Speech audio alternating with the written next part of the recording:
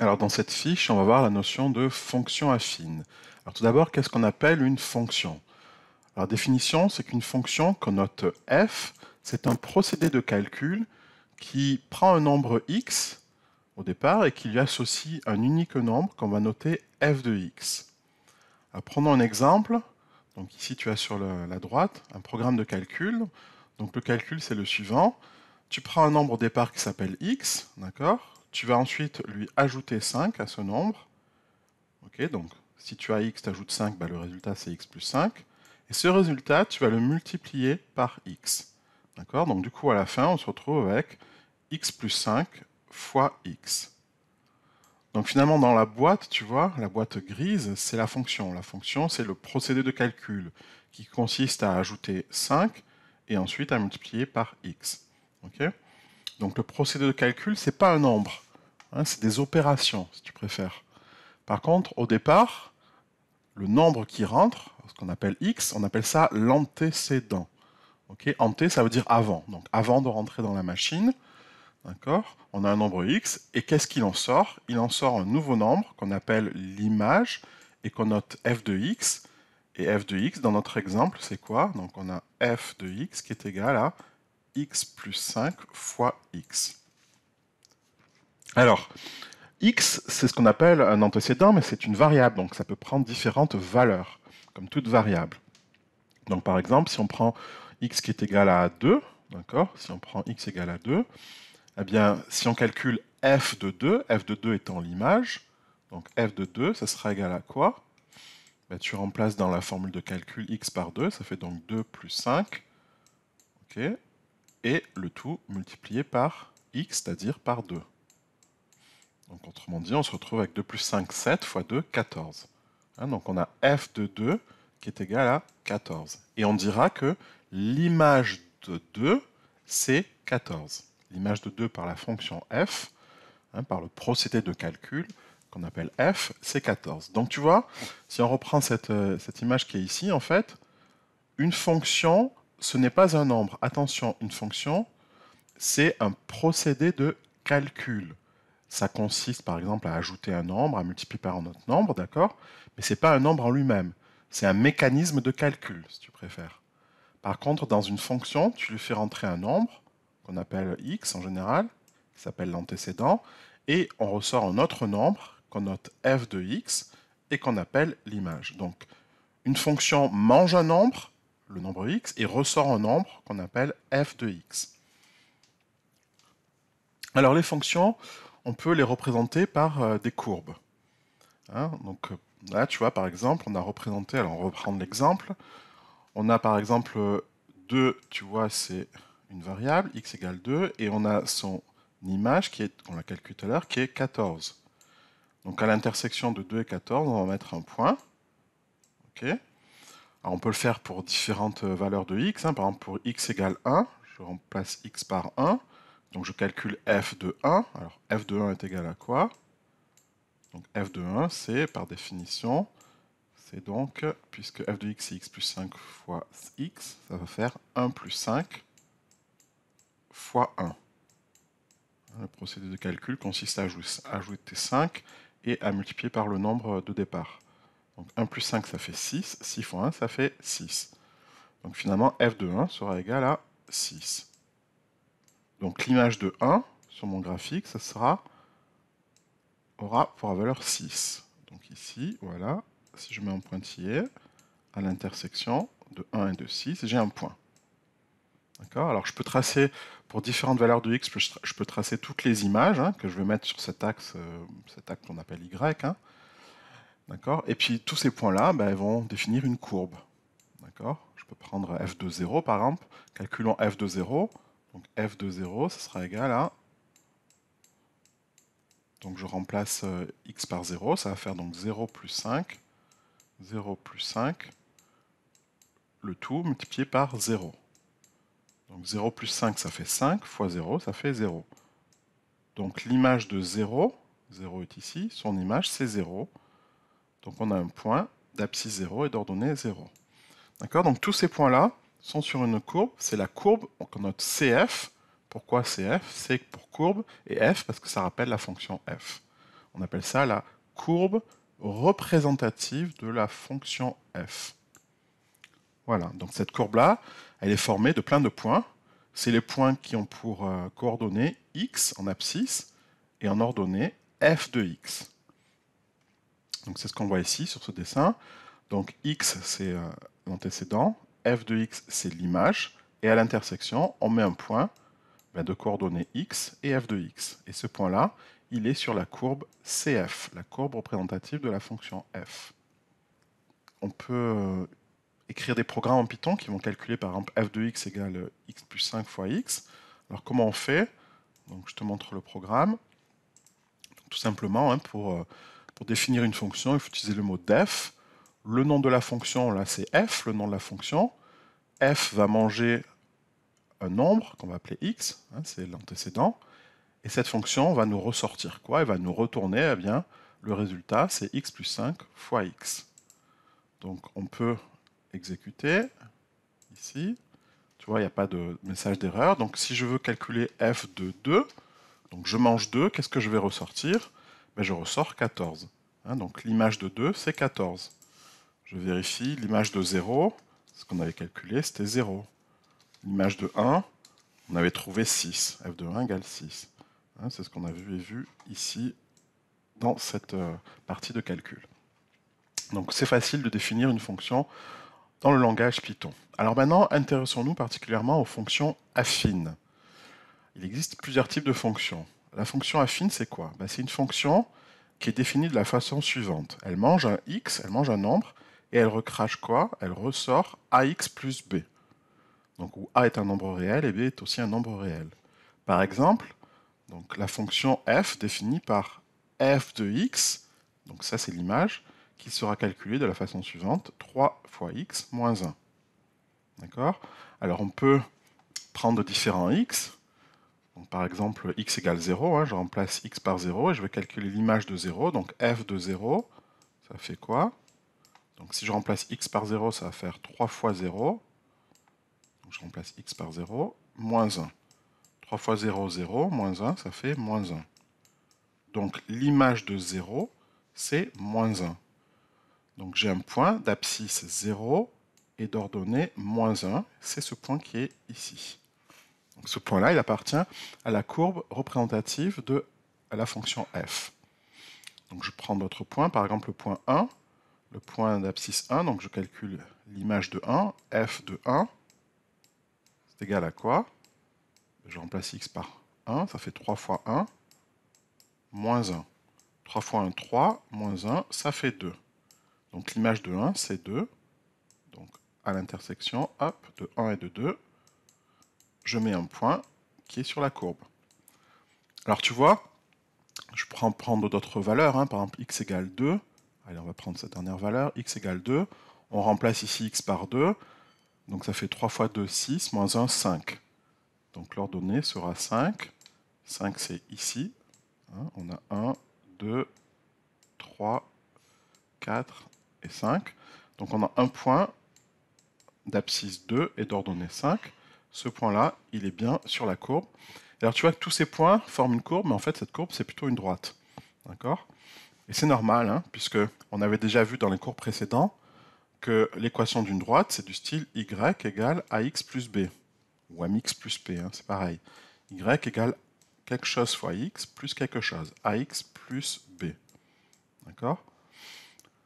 Eh bien en fait, lorsqu'on a une fonction définie de ce style, par f de x égale ax plus b, x c'est bien les antécédents qu'on va replacer sur l'axe horizontal, et les y en fait tout simplement c'est les images, c'est ce qu'on appelle f de x. De le langage des fonctions, on appelle ça f de x, mais en fait c'est une ordonnée, donc ça se place sur l'axe vertical.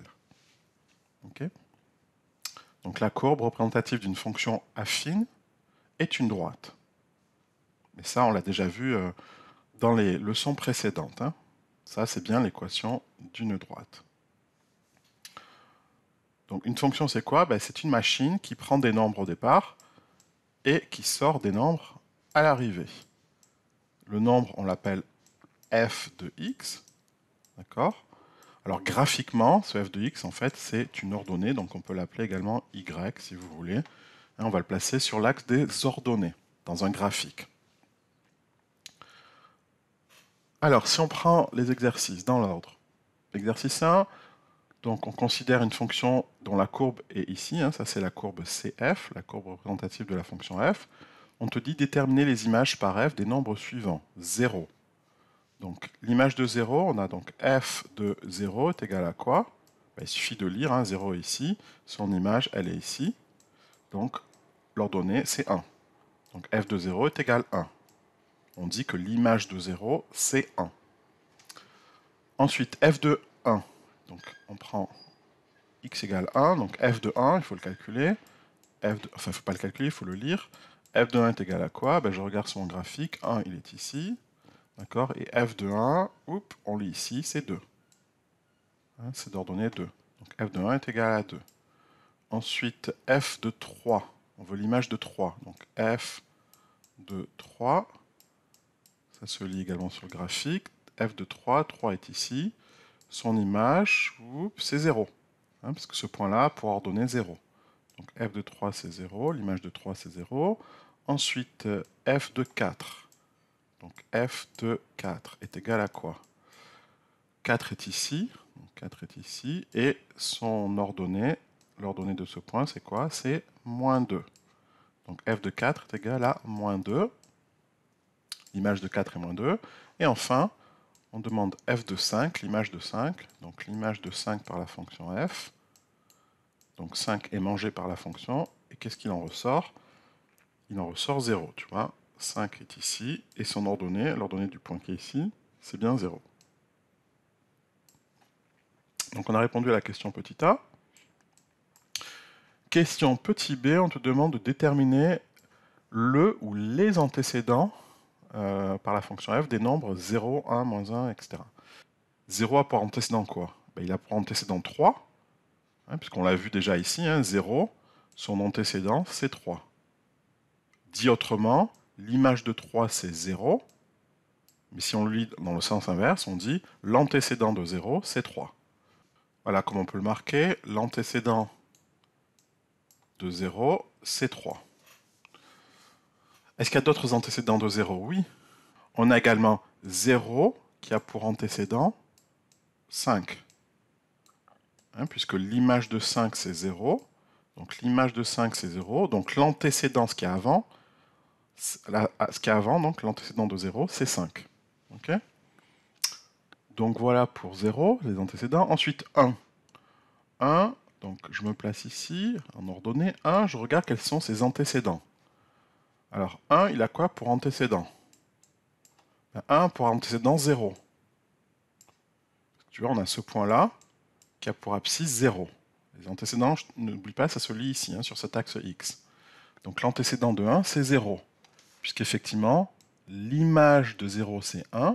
Donc l'antécédent de 1, c'est 0. L'antécédent de 1, c'est 0. Mais il a d'autres antécédents, par exemple, ici, tu vois, si on regarde, 1 a pour antécédent également 2. Donc 1 a pour antécédent également 2. Puisque f de 2 égale 1.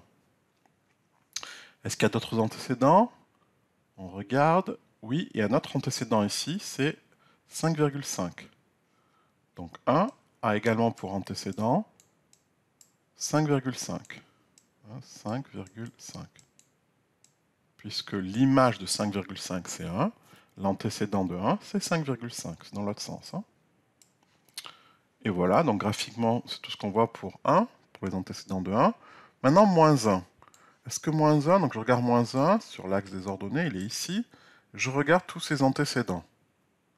Il a un premier antécédent qui est ici, 3,5, et il en a un autre qui est ici, 4,5. Donc l'antécédent de moins 1, il y en a deux en fait. On a dit que c'était 3,5. Et il y a un deuxième antécédent de moins 1 qui est 4,5. Donc c'est très facile pour trouver les antécédents. Tu vois, je regarde sur l'axe des ordonnées moins 1, je regarde tous les antécédents. Donc je trace, si tu veux, tu peux tracer des pointillés. Et tu regardes quand est-ce que ça croise la courbe. Et ça croise la courbe en deux endroits, ici et ici. Et tu regardes les antécédents qui se lisent ici. donc 3,5, et ici 4,5. Donc j'ai deux antécédents pour moins 1, et enfin l'antécédent de 2,5. Alors 2,5 se trouve ici. 2,5 c'est tout en haut ici. Et si tu regardes, tu traces des pointillés, tu vois que ça coupe jamais la courbe.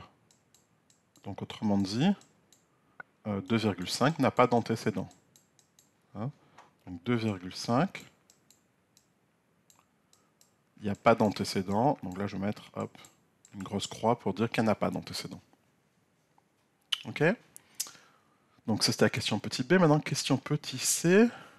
Déterminer un nombre qui admet un seul antécédent.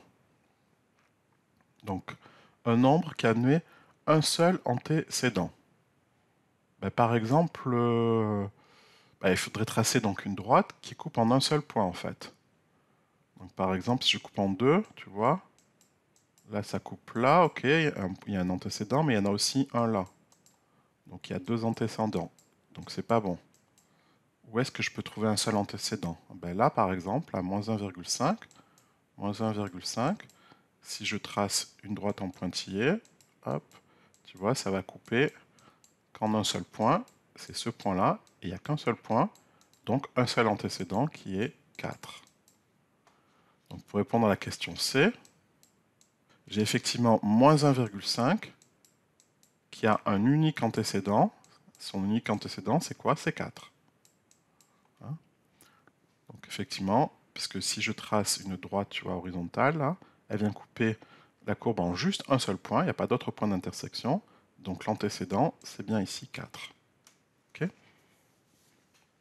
donc j'ai répondu aux trois questions. Exercice petit d. On te dit, on considère le programme de calcul ci-contre. On note G, alors le programme de calcul il est ici, hein, il est en encadré. Il consiste à prendre un nombre, le multiplier par lui-même et ensuite soustraire 8 au résultat. Donc on te dit, on note G la fonction qui donne le résultat final en fonction du nombre choisi. Alors déjà, on va écrire qu'est-ce que c'est que... Donc cette fonction, on va l'appeler G, hein, c'est ce procédé de calcul qui est marqué ici. Donc il rentre un nombre, tu vois, x, et il sort un nombre qui va s'appeler G de x. Okay, donc x, c'est le nombre qu'on choisit au départ.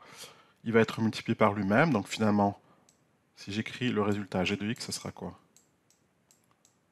C'est le nombre de départ qu'on prend, qu'on le multiplie par lui-même, donc x fois x, et ensuite on soustrait 8. Hein, donc voilà, ça fait x fois x moins 8, autrement dit x carré moins 8, si tu préfères. X au carré moins 8. Voilà comment on définit la fonction g. Donc ça, c'est l'image de x par la fonction g. Et g, c'est ce procédé de calcul-là. Hein. C'est le procédé qui est dans l'encadré. Alors, on te demande, question petit a, déterminer l'image de 4 par g. Autrement dit, on te demande de calculer g de 4. C'est facile, hein?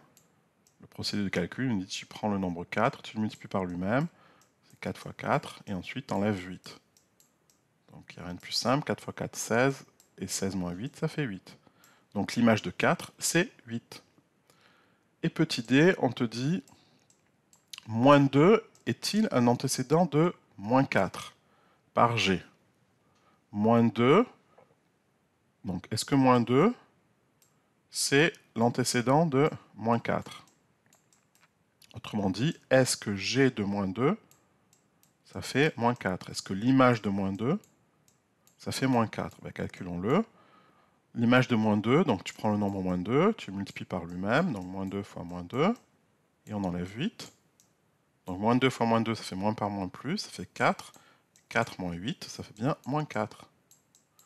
Donc puisque l'image de moins 2, c'est moins 4, l'antécédent de moins 4, c'est bien moins 2. Donc ça correspond à la question B, où on nous dit, moins 2 est-il un antécédent de moins 4? Oui, moins 2, c'est bien l'antécédent de moins 4 par la fonction g.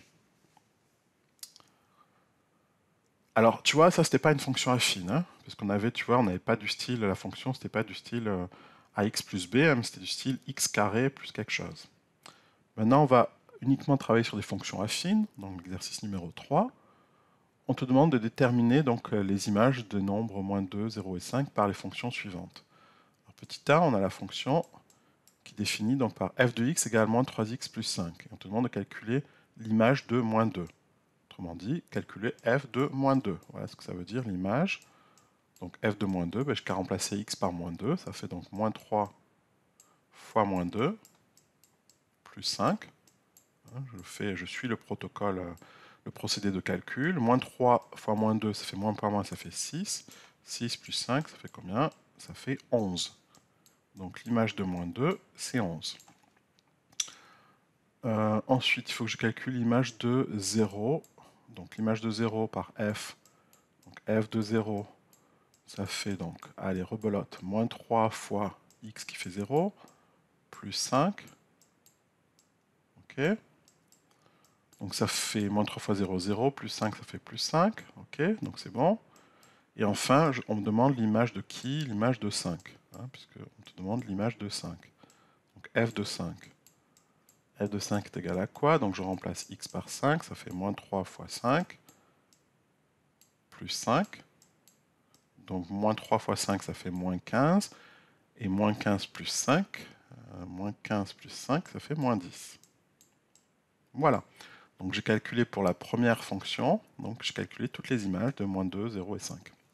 Alors on va vérifier par une première méthode que l'on a juste. Hein, on va faire un petit programme en Python. On va programmer la fonction donc, définie par f de x égale moins 3x plus 5. Donc allons-y, dans du Python, f de x égale moins 3x, donc moins 3x plus 5. Là, il faut mettre un fois. Voilà, j'ai ma fonction. J'ai l'image de la fonction. Et je calcule quoi? Je calcule f de... Alors, c'était quoi qu'on demandait? On calculait f de moins 2, f de 0 et f de 5. f de moins 2, ça fait 11. f de 0, ça fait 5. Voilà, c'est exactement ce qu'on a trouvé ici et ici. Et enfin, f de 5, ça doit faire moins 10. Donc je calcule f de 5, et ça fait bien moins 10. Voilà. Alors si on avait plusieurs valeurs à rentrer, hein, plusieurs valeurs à calculer, comment on ferait? Bon, on peut utiliser également la calculatrice graphique.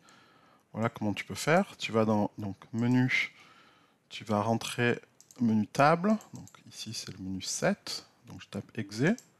Okay, tu rentres y1, c'est pareil que f de x. Hein, tu vas rentrer donc moins 3x. Donc tu tapes moins 3, x est ici. Donc x. Là, tu n'as pas besoin de mettre un fois. Hein, moins 3x plus 5. Voilà.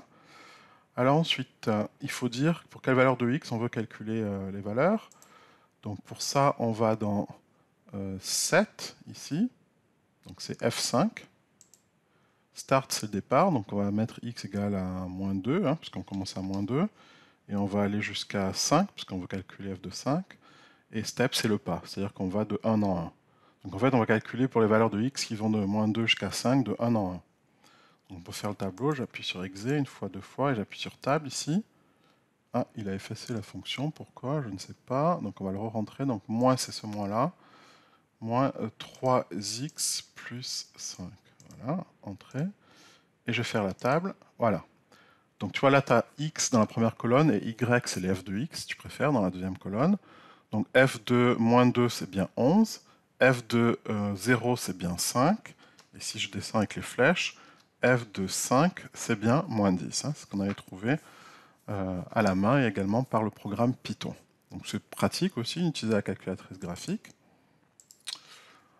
Alors ensuite, on a ça, c'est la question petit a. Petit b, on revient à l'exercice. Petit b, on a f de x égale 2,5 fois x.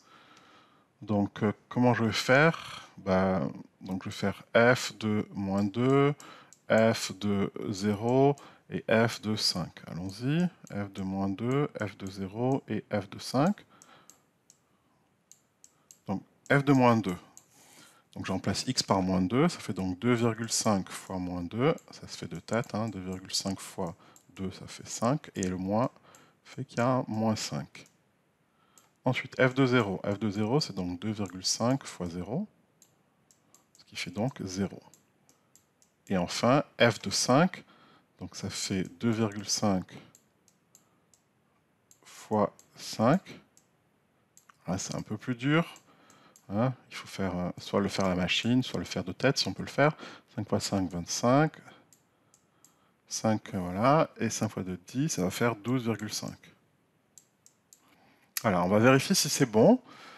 Donc, je vais utiliser la machine, tout simplement. Hein. Là, je vais changer, donc je vais faire exit. Je peux remplacer cette fonction-là, ou je peux la garder, et mettre la deuxième fonction ici dans Y2. Donc, je vais faire 2,5 fois x, donc x est ici, voilà. Exit. Alors, toujours pareil, donc le 7, là, c'est pour avoir les valeurs de x compris entre moins 2 et 5, ça c'est bon, hein. J'ai rien à changer, je fais la table directement. Alors, il m'a encore une fois effacé, donc je vais recommencer, je vais mettre y2 égale, donc je vais écrire y2 égale 2,5 fois x, voilà, entrée, table, voilà, il m'a fait une colonne pour y2 aussi, tu vois. Donc je vérifie que f de moins 2 c'est bien moins 5, c'est ce que j'ai trouvé ici. Je vérifie que f de 0 c'est bien 0, c'est ce que j'ai trouvé ici. Et je vérifie si je descends que f de 5, donc x fait 5, c'est bien 12,5. C'est bien ce que j'ai trouvé ici. Voilà, ensuite petit c. Donc petit c, j'ai f de x égale moins 4. Là c'est super simple, parce que si je veux calculer f de moins 2, f de moins 2, tu vois, ben je remplace x par moins 2. Or, il n'y a pas de x là, donc il ne faut pas le remplacer. Donc le résultat, c'est moins 4. En fait, là, on me dit que quel que soit le nombre x, le résultat, ça sera toujours moins 4. f de x sera toujours égal à moins 4. Donc f de 2 égale moins 4, mais f de 0 aussi, hein, ça sera toujours égal à moins 4. Tu vois, parce que il n'y a pas de x hein, dans la fonction. Et pareil pour f de 5. f de 5, ça sera égal aussi à moins 4. Ça, c'est évident. Hein. On peut quand même le vérifier sur la machine. Voilà. Je vais rentrer y3 là. Je vais marquer y3 égale moins 4. Moins 4. Alors le moins, c'est ce moins là en fait. Hein, ce moins qui est ici, avec les parenthèses. Moins 4. Tu tapes sur table, et normalement, il te fait un y3, tu vois. Et quelle que soit la valeur de x, tu vois, y3 là, c'est toujours égal à moins 4, moins 4, moins 4, moins 4. Donc les images, c'est toujours moins 4. Donc ça, c'était super simple. Ensuite, petit d. Alors, petit d, là, il y a une fraction. Dans le petit d, c'est f de x égale 1 tiers de x moins 2. Donc, je vais le faire ici dans cet encadré. Donc, je calcule f de moins 2. f de moins 2. Donc, il faut que je remplace x par moins 2. Donc, ça fait 1 tiers de moins 2. 1 tiers de moins 2. D'accord. Et il reste aussi un moins 2. D'accord. Alors là, c'est un peu plus compliqué parce qu'il y a des fractions. Donc, 1 tiers de moins 2, ben, ça fait moins 2 tiers. Moins 2 tiers, moins 2. Alors, si je veux réduire au même dénominateur, d'accord, je vais mettre sur 3. Donc ça fera moins 2 ici, et moins 2 fois 3, ça fait moins 6. Donc je me retrouve avec moins 2, moins 6, ça fait moins 8 tiers. Voilà, ça c'est la première valeur. Ensuite, f de 0. Donc f de 0, ça fait donc 1 tiers de 0, moins 2. 1 tiers de 0, moins 2, ça fait donc moins 2.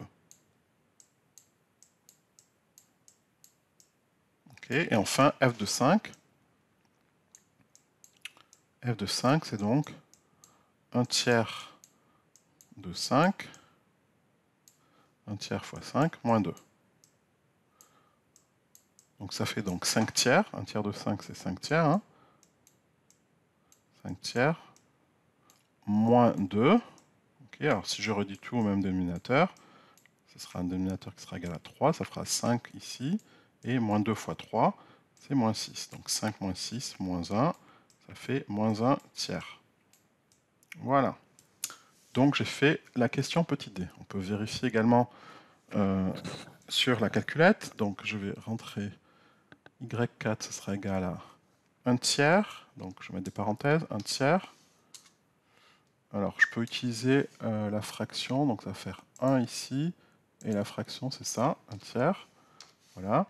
De x moins 2. Ok. Et je fais entrée. Je vais sur table et je vais sur y4. Voilà, y4. Donc tu vois, Pour x égale moins 2, y4 égale moins 2,6. Alors moins 2,6, c'est exactement, enfin c'est une valeur approchée de moins 8 tiers. Ensuite, f de 0, donc 0 est ici. On voit que f de 0, c'est moins 2. Hein, c'est ici, c'est moins 2. Donc c'est bon. Et enfin, f de 5, donc je descends quand x fait 5. Donc x fait 5 ici. Je regarde la valeur. Ça fait moins 0,3333. C'est bien une valeur approchée de moins 1 tiers. Alors, question à l'exercice 4. On te demande de déterminer l'antécédent de 0 par donc f de x égale moins 7x moins 1. Alors, si je refais ma petite boîte, on a f, hein, ça c'est le procédé de calcul. On a x, c'est les antécédents. Okay, et f de x, c'est les images. Donc nous, on cherche l'antécédent de 0. Donc 0 est là, et on cherche le x qui correspond au 0. Okay, donc on cherche un nombre x, quand l'image est égale à 0. Donc il faut que je résolve f de x égale 0. Hein, parce que je cherche l'antécédent de 0, je cherche les x pour lequel l'image c'est égal à 0. Donc si je remplace f de x par 0, ici, là-dedans, ça va faire donc 0 égale moins 7x moins 1. Et moi, ce que je cherche, c'est l'antécédent. Donc l'antécédent, c'est x. Okay, donc je dois résoudre cette équation, très simple à résoudre. Comment je fais? Je rajoute 1 des deux côtés pour me débarrasser du moins 1. Donc ça va faire 1, 0 plus 1, 1, moins 7x, donc à droite. Le moins 1 a disparu. Et ensuite, je divise par moins 7 ici. Donc des deux côtés, je divise par moins 7. Comme ça, le moins 7 qui est là, il disparaît. Et je trouve x égale moins 1 sur 7. Tout simplement. Donc x égale moins 1 sur 7. Voilà mon antécédent par 0. C'est moins 1 sur 7. Voilà, donc ça c'était la question A. Ensuite, question B, par la fonction donc, définie par f de x égale 1,5x. Donc c'est pareil, hein, je remplace f de x par 0, puisque je cherche l'antécédent de 0.